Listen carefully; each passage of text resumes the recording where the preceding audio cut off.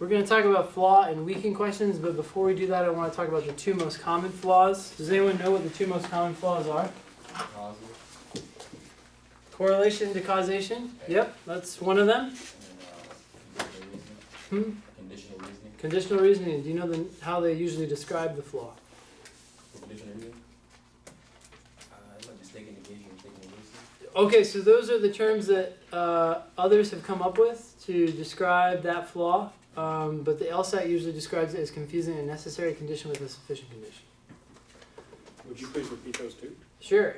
So one of those flaws is wrongly concluding or assuming that correlation proves causation. Okay, we'll give an example soon.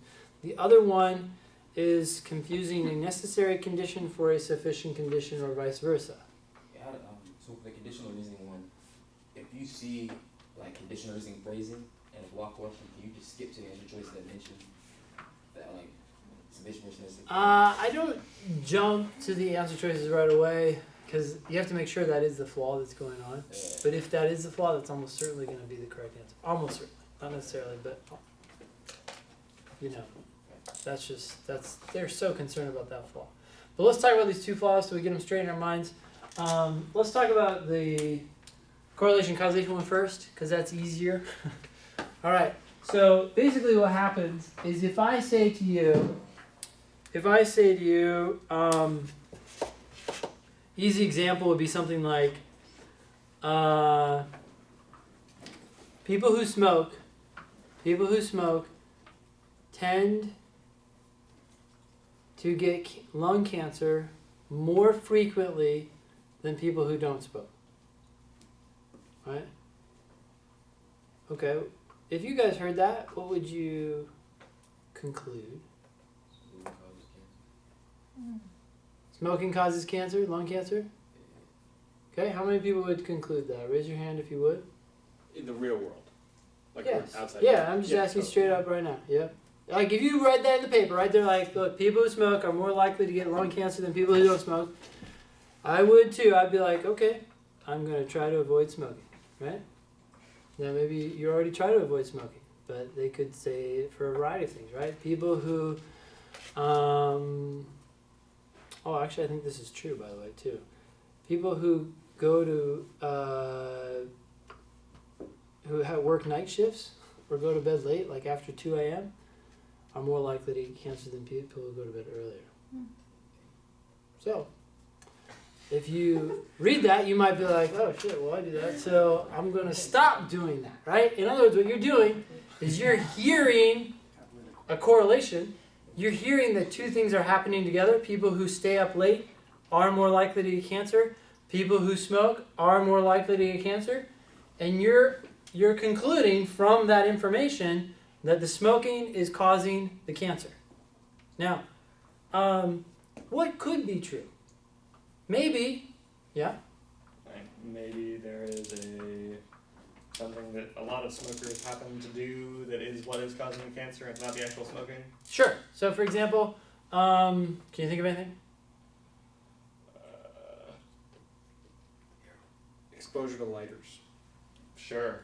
Exposure to lighters causes cancer. Okay. Radioactive lighters. Yeah, maybe. It's like the gateway argument, like, oh, if smokers are more likely to also do meth. Sure.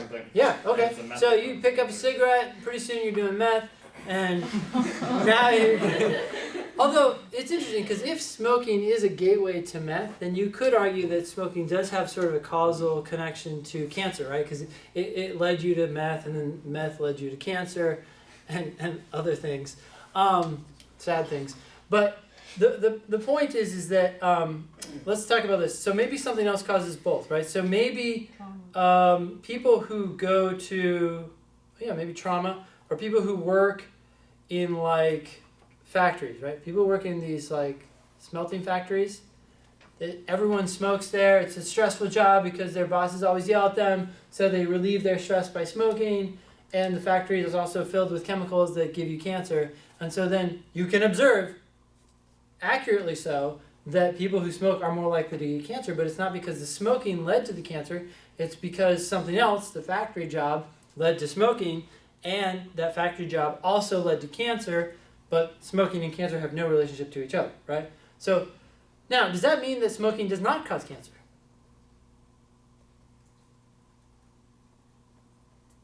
No, it certainly could, right? All we know when we hear correlation is that two things happen together. Now, maybe that's because smoking causes cancer, or staying up late causes cancer.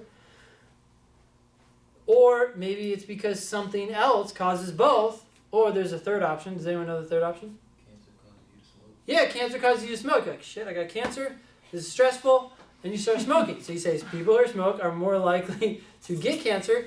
That does have this kind of temporal element, but if you say smokers are more likely to have cancer, that's the same thing as saying that there's a correlation between the two and you don't know necessarily what direction the causation is, right? So the bottom line is when you hear that two things are correlated, you don't want to automatically jump to the assumption that one is causing the other. Maybe it's the other way around, or maybe something else entirely causes both, right? Now, the way they write these questions on the test is they write them in a way that most of us are just going to eat up whatever they say, right? They're going to say like, well, people with high cholesterol are more likely to have strokes. You're like, yeah, I've heard that before. I know what that means. That high cholesterol is causing that stroke, right? But as an LSAT test taker and as a scientist, really, how should you respond to that information? They're occurring together. They're occurring together, and therefore, what are my possible outcomes? One cause, there's something else that's causing them, one causes the other, or the other is causing the one. That's right.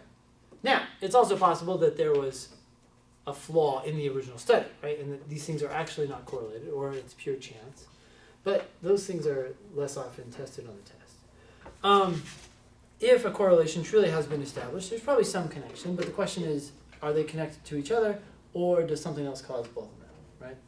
Okay, so what they do on the test is they say, look, people who show up late to work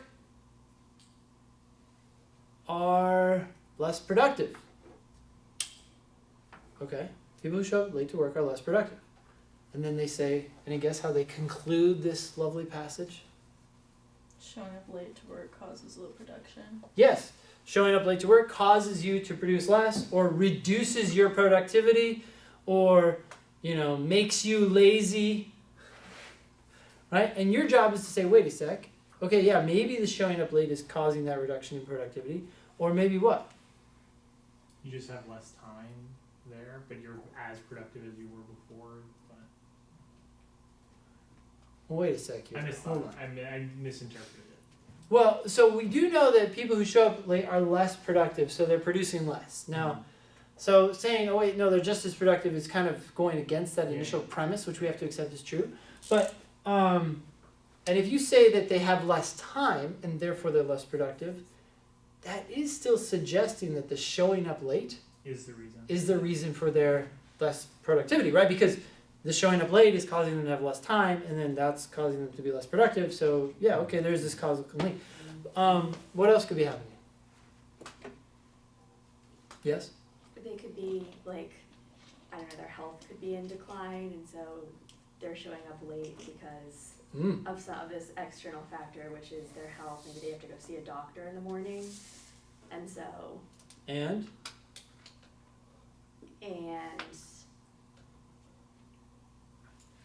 so you're bringing in a third factor. You're saying there's something else that's causing them to be late, and causing them to be less productive. yeah, they're like there, and Because they're like, their liver just doesn't, it craps out, and they're just like, oh, I can't type, right? So sad. Just trying to make this visual so we never forget. You're like, oh God, talking about. Anyway, sorry, but that could be the case, right? Okay, so something else causes both. What's the third option? You're late because you're not very productive. Yeah, you're not very productive. You suck at your job, and you're like, oh damn, I gotta go. I gotta go again.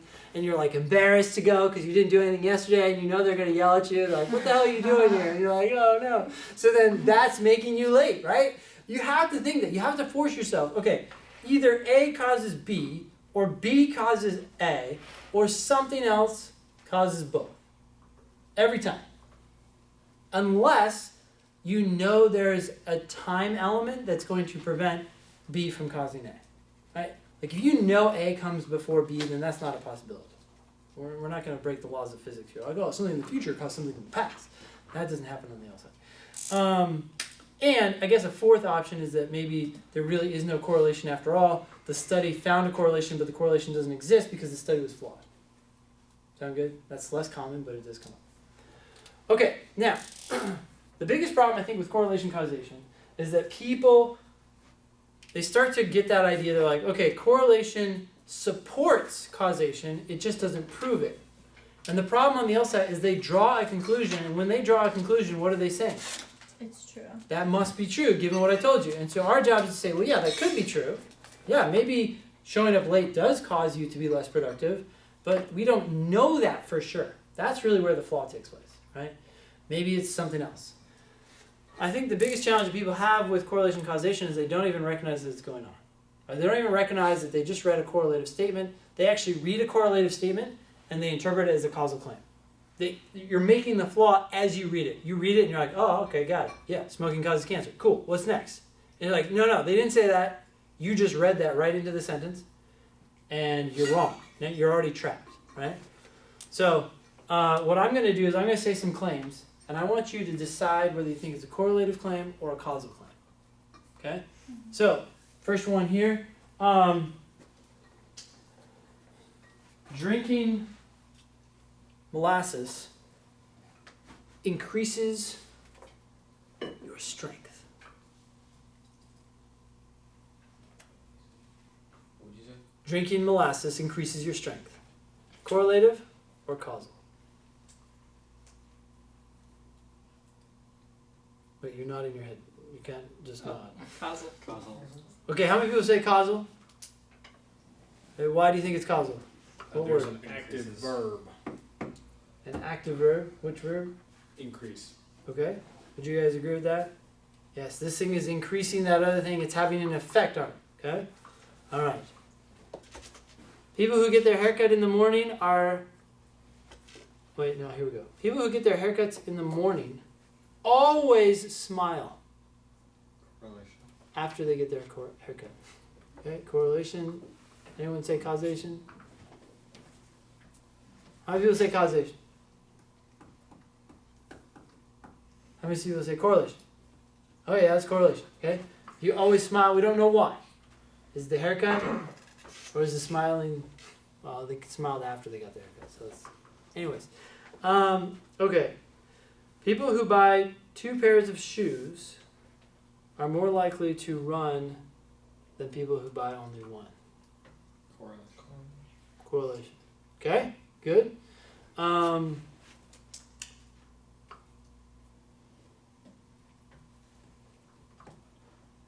about this? Running a marathon is a factor in your application for law school.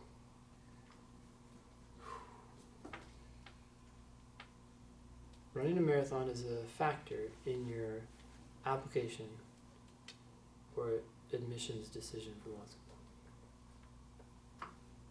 Correlation. Okay, how many people say correlation? How many people say causation? Okay, why do you say causation? The word factor, it doesn't have to be the only thing that causes it, but it is a factor, and factor means that X leads to Y. That's exactly right. So is a factor means you're looking at a causal claim. Okay. Let's see here. How about this? Wearing shoes might increase your chances of getting cystic fibrosis. Causation. How many people say causation? How many people say correlation? Okay, wait, hold on. We have really low numbers. Can you repeat it? Yeah, I don't know exactly what I said, but I think it was something along the lines of wearing shoes might increase your chances of getting cystic fibrosis.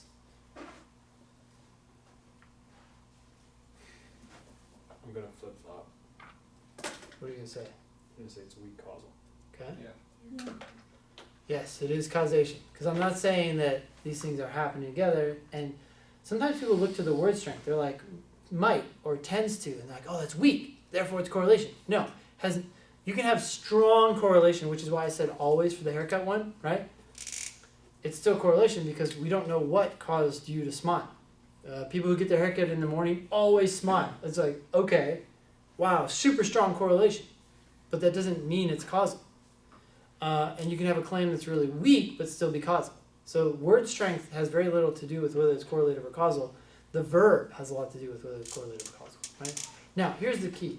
When you see the conclusion, and you see a causal claim in the conclusion, look back to the evidence and make sure it's causal or correlative. If the evidence is correlative, then you know you've gone from correlation to causation. What are you laughing about? Sorry. I was thinking about someone else, don't Oh, no, it's okay. I just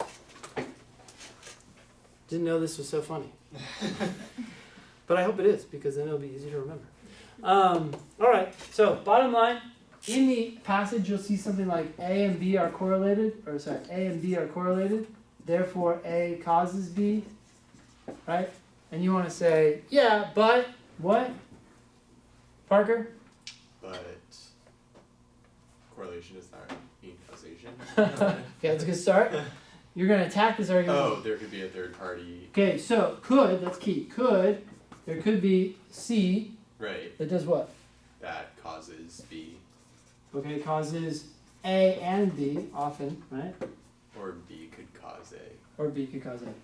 The reason that C often causes both is that we still have a correlation and we want to explain it. Like, why do these things happen together? Oh, well, because something else is causing both of them. That's why they happen together, even though there's no causal relationship between them.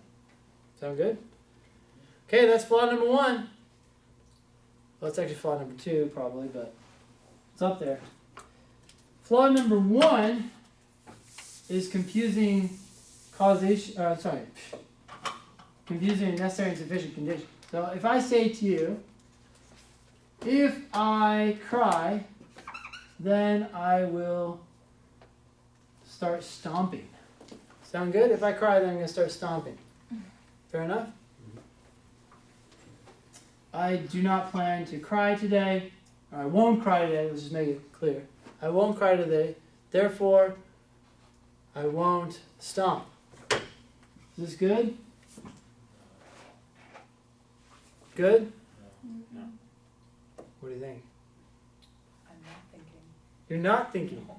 Okay. I'm So- absorbing. You're absorbing. Alright, so what do you have to accept as true up here? This is my lovely argument. What do I have to accept as true? Yeah, when I'm making an argument to you, what do you have to accept as true? The premises. Yeah, and what are they up here? If C then S. Yeah, so if I cry, then I'm going to stomp. So I can't be like, hey, I cried, Right. and I'm not stomping today. Be like, no, you're fucking You're stomping. stomping. Right? Okay.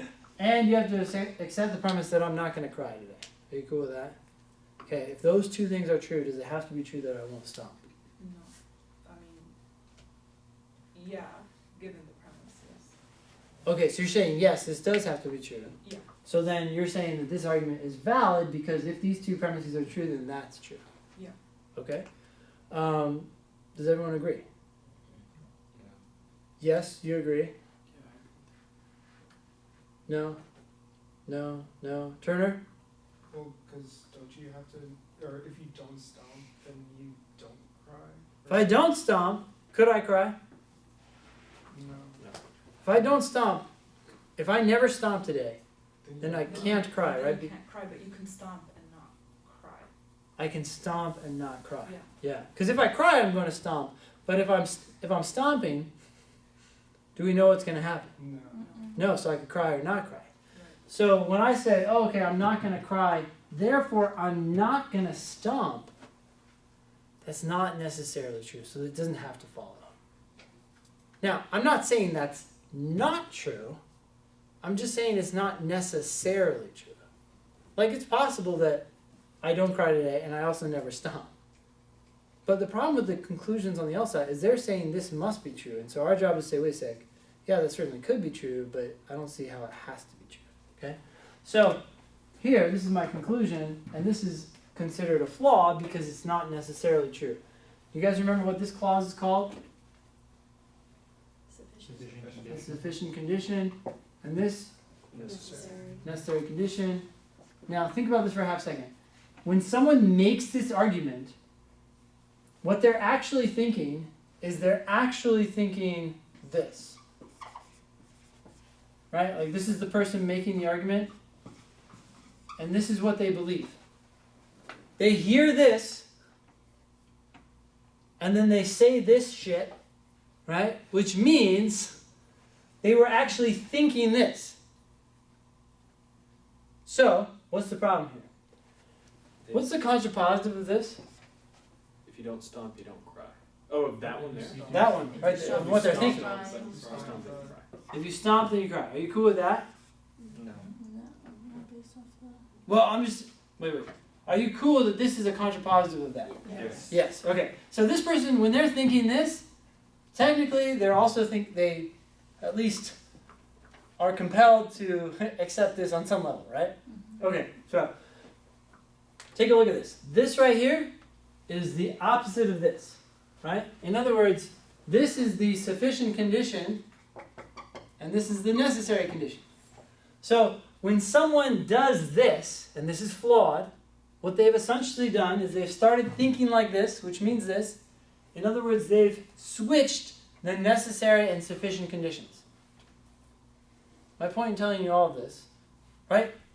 They took a necessary condition, which is S, and they put it over here and they put it in the front. They treated a necessary condition as if it were sufficient. And they treated a sufficient condition as if it were necessary. Sound good? Okay. So, my point here is if you see an if-then statement and you see faulty reasoning with that if-then statement, then you know that the correct answer is going to talk about confusing necessary and sufficient conditions. But it won't explicitly say that, right? Wait, what? So it doesn't have to say sufficient, necessary in the answer choice, right? It doesn't have to, but it does 95% of the time. So like it wouldn't say answer like it overlooks the possibility that you could stomp without crying? It could say that. It certainly could. Okay. But it could, very often, it says something like, the argument confuses something that is necessary for crying with something that is sufficient for crying. Because you're like, yeah, you treated something that is in fact necessary for crying as if it were sufficient for crying. And so, when you see this flaw, you know that answer choice that describes confusing necessary and sufficient conditions is the right answer. And when you don't see this little mix-up with if-then statements, you know that answer is wrong. And that is probably the most common wrong answer that people pick. Because it's wordy, it sounds important. Like, oh, the argument confuses a necessary condition for achieving an effect with a sufficient condition for achieving the same. And you're like, whoa, I think it did that. Right? It's like, oh. And it's like, okay, if you saw that, then you can just pick that, even if you don't understand what they're saying. Because you're like, okay, if then, confusing if and then, that's not good. That means confusing sufficient necessary. If you don't see any of that going on, if they're talking about correlation causation or part to whole or something like that, and you don't see if then and you don't see that sort of thing, when you see the answer choice, you say, hell no, right? And that most tempting wrong answer now becomes your least tempting wrong answer, which is a huge leg up on the test. Imagine if you could get rid of the most tempting answer on every question. Like, just get rid of that one. Just cross it out. You'd be like, oh, now I'm down to 4. And the one that's gone is the one that most people sit there and cry about. Like, is it B or D? Is it B or D? Right, that one's gone. You're like, oh, this test will be so easy. Well, now you're doing that for flaw questions, which make up 8 of your 25 questions. Because most flaw questions have this wrong answer listed in there. Unless it's correct, and then it's correct. But all I'm saying is if you see that flaw, that's the flaw. If you don't see it, you know that answer choice is wrong. Yes. Sometimes they'll even, if they give you like two answer choices that are related to it, like, oh, it thinks that this is the sufficient condition when it's the necessary, and then the next one will be, it confuses the necessary when it's actually sufficient. Does that usually mean they're both wrong? Because it wouldn't have. No. Could it ever be that? Have you seen that before? Yeah. That's happened on a recent test once. In all the other cases where this has come up, and then one of those answers was right, because they were actually incorrectly describing the mix-up. Oh, okay. And in that particular question, they had two if-then statements, and one of them was validly applied, and the other one was invalidly applied. And so you had to get. You had to see, oh yeah, here's where the problem is, not right here. Mm-hmm. And so then you picked the answer based on which one actually had the necessary, or the if-then mix-up. Mm-hmm. But that's super rare. Okay. I think I've only seen it once. It may have come out on tests that were never released to the public, but on the tests that were, that's only happened once as far as I know. So yeah, it could be a problem, but yeah. Cool, any other questions on these two flaws? Alright, now, bottom line for flaw questions. I mean, we talked about 2 flaws, there are a whole bunch of other flaws. Just remember this. You're given evidence, you have to accept the evidence is true no matter what kind of flaw it is, right? And your job is to figure out why the conclusion is Flawed. Can you get more specific than flawed? With Doesn't correlation. Doesn't necessarily follow, right? Like, this is, in games you have could be true questions. You're not like, oh, could this be true? That's not how the test goes. When someone draws a conclusion, they're saying this must be true given the 2 things or 3 things or 4 things that I told you. And your job is to say, yo, that could be true, but it doesn't have to be true, and here's why. And then you go look for the answer that describes why it doesn't have to be true. And in this flaw, you're looking for that answer that describes that confusion between necessary and sufficient. Cool? All right. So we're going to do flaw weakened questions. The only difference with flaw questions and weakened questions is that flaw questions describe what's wrong with the argument. Whereas weakened questions, we talked about that earlier tonight. Do you remember the weakened question we did in reading comp? It says which one following if true. They give you 5 facts, which are really just 5 counter premises, and you're looking for a premise that's going to do the most damage to the conclusion. That's going to hurt it the most. All right. Let's do some examples.